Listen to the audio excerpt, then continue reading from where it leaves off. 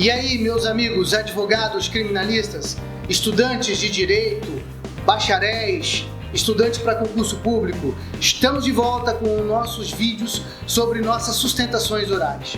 No vídeo de hoje, vocês vão assistir uma apelação criminal interposta contra uma sentença condenatória do júri popular da cidade de Vitória. Nela, nós questionamos a ausência de defesa técnica no plenário e ainda o julgamento contrário a todas as provas existentes nos autos. Se você gostar desse vídeo, lembre-se de curtir, dá um like aqui pra gente e ainda inscreva-se no nosso canal, participe, faça seus comentários. Sua participação é essencial para o aprimoramento do nosso trabalho. Um forte abraço. Tenente Presidente, desembargador Adalto, também relator do presente recurso de apelação criminal, quero lhe cumprimentar, expressando toda a minha emoção por estar atuando aqui nessa Câmara, nessa colenda Câmara presidida por Vossa Excelência. Quero pedir vênia a todos os desembargadores para aderir às manifestações consignadas por Vossa Excelência do aniversário do desembargador Paulo Abignem, do aniversário da desembargadora Fabrícia e também sobre o passamento, sobre o falecimento do desembargador Clóvis Litu, do desembargador.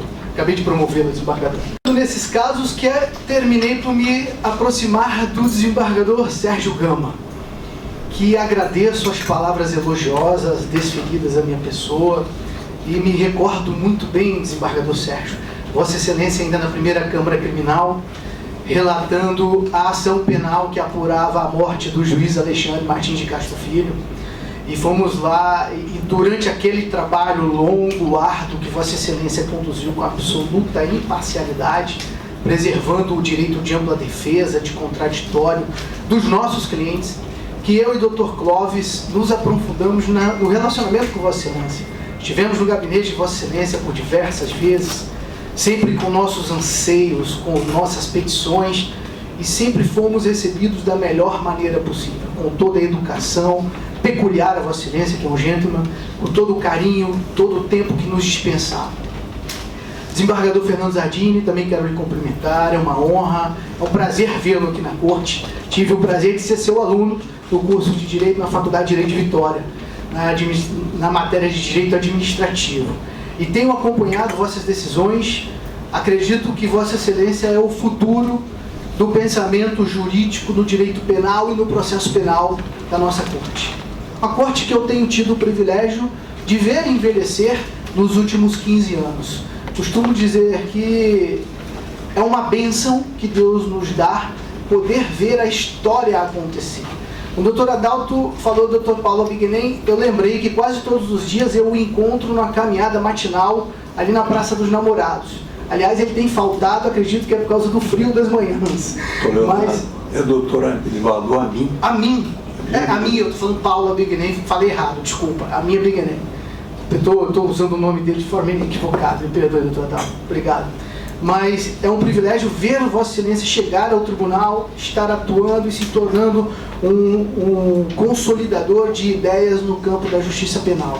Doutor Getúlio, também é uma honra encontrá-lo aqui. Tive alguns pequenos episódios com Vossa Excelência na justiça militar, sempre muito ativo, muito eficiente, com bons argumentos, debatendo. Com certeza, no futuro, poderá estar aqui nessa Corte contribuindo para a efetividade do sistema penal. E doutora Fabrícia, mais uma vez, cumprimentando pelo aniversário de Vossa Excelência, felicidades, que Deus a acompanhe e a abençoe. Todos os servidores da Corte também, a eminente Procuradora de Justiça, a doutora Cídia, também seja bem-vinda. É a primeira vez que atuo aqui nessa Corte, a presença de Vossa Excelência. É um prazer grande. Todos os meus colegas advogados, a minha equipe de escritório, a doutora Ailana, que me homenageou. Também é um grande prazer estar aqui exercendo a advocacia criminal.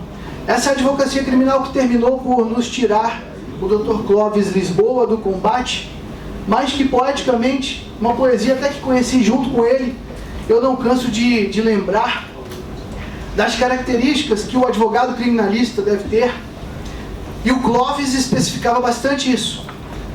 Quando o poeta Manuel Pedro Pimentel, que é um advogado mineiro, fala sobre o advogado criminal, ele diz que o advogado deve ter a coragem do leão e a mansidão do cordeiro, a altivez do príncipe e a humildade do escravo, a rapidez do relâmpago e a persistência do pingo d'água.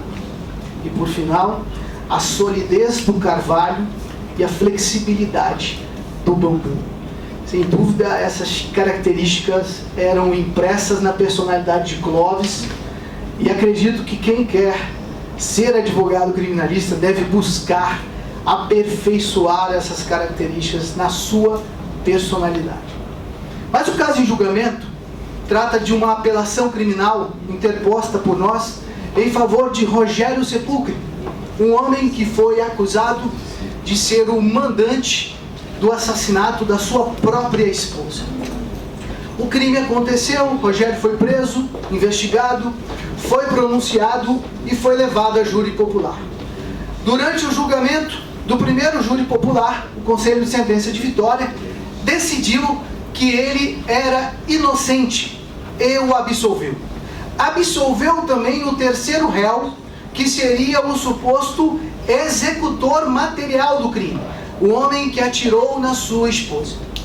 O Ministério Público de primeiro grau apresentou recurso de apelação de forma, na minha opinião, um pouco esquisita, apelou apenas contra a absolvição de Rogério, deixou o executor material seguir sua vida em frente e absolvido.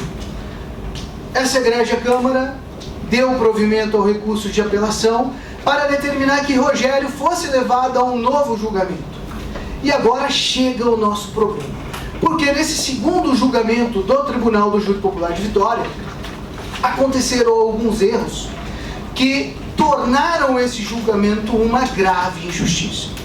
E quando uso a palavra injustiça, não é no tom crítico. Na verdade, nós estamos aqui, nós advogados, como elementos essenciais para o acontecimento da justiça. Toda vez que trazemos nossos anseios a vossas excelências, que têm o objetivo de alcançar algum tipo de sucesso para os nossos clientes, na verdade nós queremos contribuir para que toda a sociedade brasileira e toda a sociedade capixaba tenha um sistema de justiça penal eficaz e ainda um sistema de justiça penal que garanta todas aquelas garantias fundamentais que nos são dadas na Constituição Federal. Nós entendemos plenamente que Vossas Excelências precisam dar respostas rápidas à sociedade e que Vossas Excelências estão assoberbados de trabalho. Infelizmente, a nossa sociedade atual, ela é uma indústria da prática de crimes. Se fizermos um levantamento, vamos ver como cresceu assustadoramente a nossa população carcerária nos últimos anos. Assisti recentemente uma entrevista do médico Drauzio Varela, quando ele citava sobre o episódio do presídio de Carandiru, que naquela época nós tínhamos aproximadamente 60 mil presos no Brasil, década de 80. Hoje nós temos mais de 600 mil presos no Brasil. Então vem aquela velha pergunta da criminologia: será que leis severas, aplicadas de forma muito severas, elas realmente servem para impedir a prática dos delitos? E vou mais em frente, quando tratamos ainda de garantias sobre a aplicação de lei, será que os fins justificam os meios? Será que em prol de conseguir um resultado condenatório, o Estado pode aplicar a lei olhando apenas para sua vontade? A resposta é clara. Nós, como cidadãos, quando decidimos legislar, nós optamos pela negativa, pela resposta negativa. Os fins não justificam os meios. A lei não pode ser aplicada apenas para atender os interesses do Estado e punir a qualquer custo as pessoas. Aonde quero chegar? Rogério enfrentou um grave problema financeiro após esse julgamento, após ser envolvido em toda essa história. Ele não teve, após o primeiro julgamento, condições financeiras de arcar com a contratação de um novo advogado. Desta forma, após o julgamento do recurso de apelação, quando o processo estava próximo ao julgamento, próxima sessão de julgamento, o meritíssimo magistrado da Vara Criminal de Vitória, do Júri Popular, designou um defensor dativo para atuar na defesa dos interesses de Rogério. Esse defensor não fez nenhuma entrevista com Rogério para ouvir a sua história, para saber de detalhes. E o pior, quando ele foi intimado para arrolar as testemunhas que deveriam ser ouvidas no plenário do Júri Popular, ele não o fez.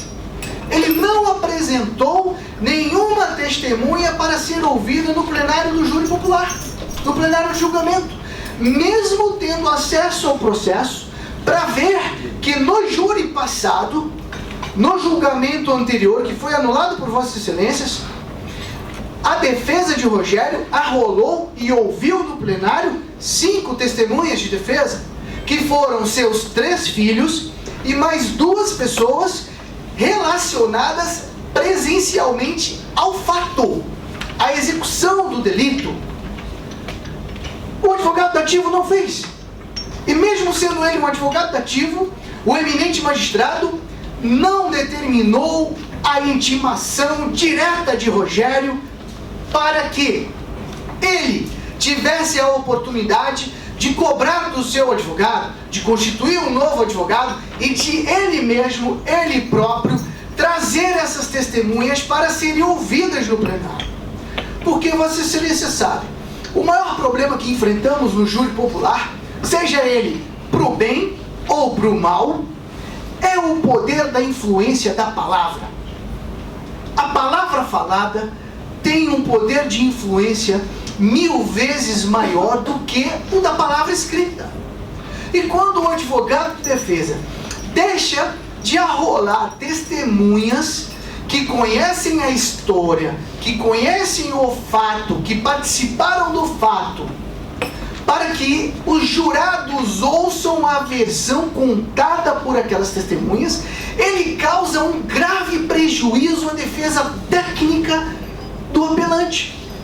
E mais, quando o magistrado deixa de intimar pessoalmente o apelante para que ele próprio exerça a autodefesa, ele também robustece, corrobora para que esse prejuízo na defesa técnica aconteça.